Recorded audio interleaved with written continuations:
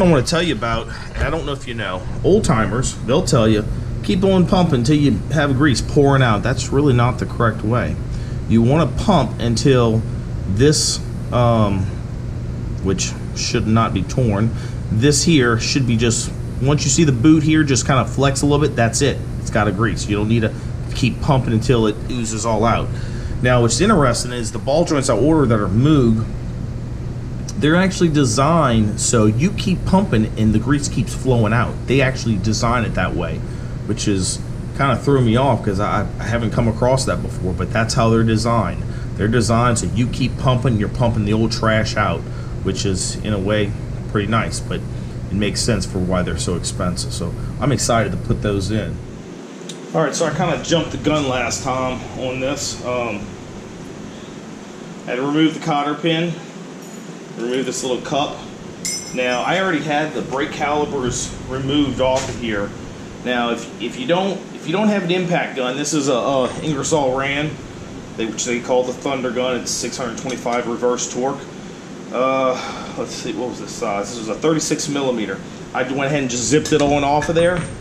If you don't have it, you'd have to have someone inside the vehicle when the calipers are on here holding down the brake so you can break this loose, but it came off pretty easily. When I go to torque it back on, I will have someone in the vehicle holding the brake so I can torque this. I believe it's like 190 foot-pounds. It's up there. It's close to 200. So anyway, you would just zip this off of here. I've seen some guys pull out the entire axle shaft. Yes, that's correct. The axle shaft is going to have to get removed. But what I end up doing, I unscrewed these, let's see if I can show you in here. One here, this one here, and this one over there. This all holds together the bearing here. Now some people, they'll take those three out. Let me think. They'll take the three out. I think they'll actually leave this, to be honest. I think I saw the guy leaving this and he pulled the whole thing out. I'm not doing all that. I'm just going to remove it all. This is basically what happened. This is how it came off, and this came off like this. Now, you didn't see me do this, did it off camera, which is I ended up draining the oil because I cannot remember if I can leave the oil in it or not to pull the axle shafts out. I just don't remember. Now, something I'm going to do now, I'm going to grab some brake cleaner because as this garage has piss poor lighting, I'm going to try and spray that and kind of clean that off a little bit. Now, this is quite interesting here. I know y'all have seen this out there online. This piece here is a great tool. I don't know if I have the original. There was a plastic cup that went on here and it didn't fit tightly against there, but it was kind of loose up against there. And what it did was it helped keep large debris out of the axle tube. They never really worked in my opinion. I always got debris in there, and I've already had the axle seal tear twice. Once when it was under warranty, gosh, many moons ago. And about 4 years ago I replaced it, which I really wish I would have videoed, but I was too lazy. I was trying to get it done. So anyway, I decided to go ahead and buy these pieces. I pulled off that little plastic cup looking piece off the axle shaft and I installed these. I highly recommend this. This is really cheap. I've seen these as cheap as 50, 60 bucks for two of them online. Now, inflation, it's probably gone up. Now, there's a grease fitting right there, as you can see, and you can grease it. Now, what's so cool about this is when I pulled these axle shafts out at one time, the tube was full of sand. I mean, it's unbelievable how much trash was in there. Now, I'm gonna go ahead and pull these out now, and I'll tell you in a bit of what I did and how I kind of cleaned out the tube before. So, but when you pull these out, you gotta be real careful you don't damage the seal on the other end. I really hope that I will not be going back into this thing. Because if I look down in that tube there and that thing's full of oil, that will tell me that that seal is leaking on that end, and that's, oh boy, that's going to open up a whole can of worms. I really don't want to deal with it, but it is what it is. So when you pull these out, you want to pull them out so that nothing is being torn on the other end. Hopefully this seal is kind of supporting it, but oh, that's tough. Get that all over the camera. I ain't too smart. All right, so I kind of cleaned it off a little bit before I drag it on out of there. Going to do my best to kind of turn this support it. Oh boy. And it all looks really dry in there, but I need to go grab me a flashlight. Also, another thing you want to check for is the how it's wearing. There's a little bit of a not a groove, but maybe slightly. I just want to check, make sure that it doesn't wear, because if that's worn, you're going to want to replace the axle shaft.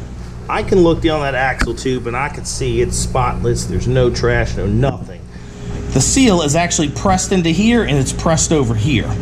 So what's kind of neat about the outer axle seals is if this seal were to break and it starts filling up with the axle tube, you know, I don't know, if you're 50, 100 miles away from home, I guess you could add oil to it and maybe rely on the outer axle seals, but hey, don't hold me to it on that one. Now I'm gonna pop the cotter pin off of here. Well, I say pop it off, it's easier said than done. Grab that little guy with needle nose, if I can. Hit him.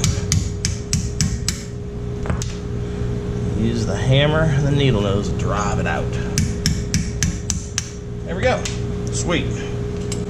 All right. Need to do the upper now. I just can't get any on. I'm gonna try and peel it like that. There we go. Now it's out. So it's actually 7/8 on top. This is a 32 millimeter underneath. Yeah, I'd say that fits it pretty dang good. The 7/8 is a little loose. I believe it'll still work though. Yeah, that broke it loose. That's it. Not gonna remove them completely because if I go to whacking on this thing, I don't want it to slam down to the ground. Yeah, that wasn't too bad. I really thought it was going to be a lot harder.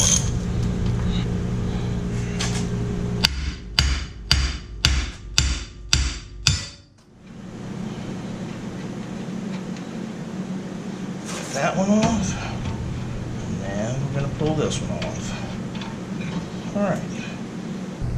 You can see the upper is all torn, it's all blown out. And it's probably because it's just sat for so dang long. When I first borrowed the tool from AutoZone, so AutoZone's got a deal where you can borrow the tool, but what it is you give them a credit card, they're gonna put whatever $500 something on it, whatever the tool costs, and once you bring it back to them, you get your money back. Never ever thought. No, for AutoZone, that tool worked great. I had to use about a 5-foot breaker bar because these things were in there really, really well. This is moving extremely easy. So I think we're going to have to flop something around because it is moving.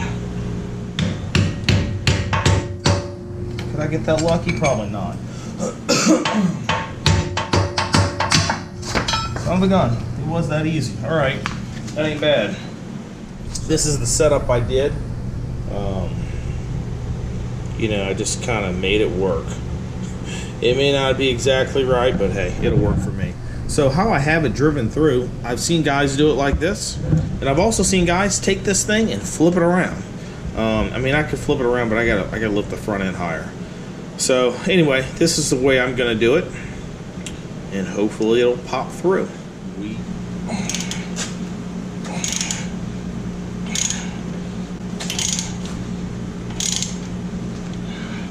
Oh yeah, that guy's moving. He's moving. And we just bottomed out. A little slower process. So it should pop through real soon. There we are.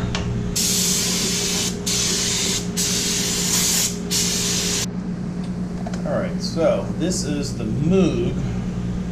This is the Moog K3161T. This is it here. This thing was expensive. This was, what was it? I believe it was $36 for one. I know that sounds crazy. So this is the low profile grease zerk that goes in here. I'm actually going to have it facing towards the back. Now the way these are designed, I even asked a friend of mine, and I said, look, I said, I've never seen this before. I've always been taught that when you pump grease in these, you don't want to keep pumping grease until you see that rubber boot expand and it just starts oozing out. That's not the correct way. A lot of old timers think that. But this one's interesting. You actually pump it in grease until grease does come out, because it is designed to basically push and flush out the contaminants. So that's kind of nice. Although it's going to get nasty, I guess. Keep greasing it. I guess you just have to wipe it up. But anyway, that's what this is going in. This is pretty much the best of the best.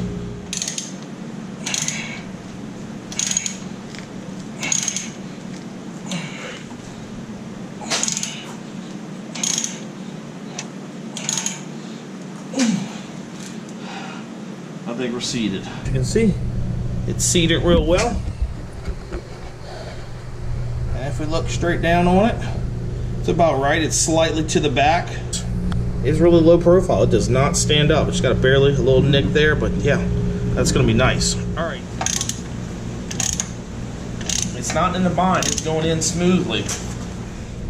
Yeah, I mean, it's pretty much seated. I will go a little more pressure, but for the most part, it's seated. They actually have this so you can put a screwdriver in there. So when it's upside down, you know, however you want to put this in there, you put a screwdriver underneath. And I'm assuming probably to turn this to, which is to turn the pin here, the line up for your cotter pin. It's pretty ingenious to do that. Like I said, I haven't seen anyone else do it. Right there, it's kind of worn in. You might want to be careful. And the upper piece right there, it's kind of got a wear mark. It shouldn't have that. If it's really deep, you know, you might have problems with braking. The upper nut is 75 foot-pounds and the lower is 80.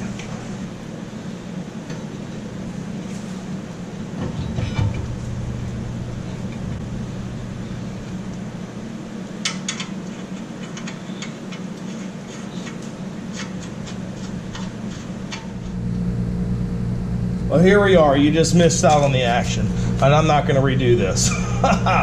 Dang stupid freaking thing wasn't turned on. All right, so what did I say? I put this thing on, torque this to 80 foot-pounds of torque. If the hole doesn't line up, usually what I was taught was to turn it a little bit more till the hole lines up. But the hole basically lines up. So I will be good. I'll slide that back in there. And same thing for the upper. If the hole doesn't line up when I torque it to 75 foot-pounds of torque for the upper ball joint, I will I'll go to the next hole. All right, so add a little white lithium grease where it rides.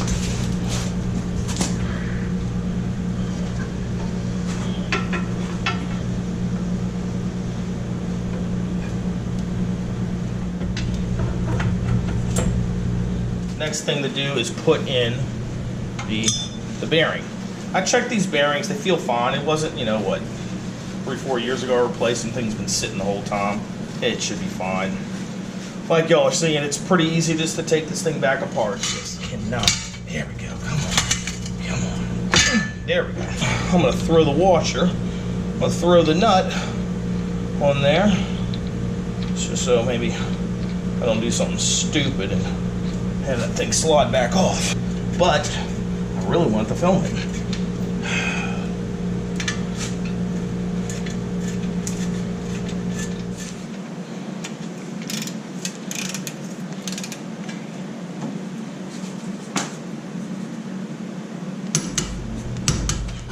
But as you can see, if I can hold it still, there's a little, like a square kind of groove.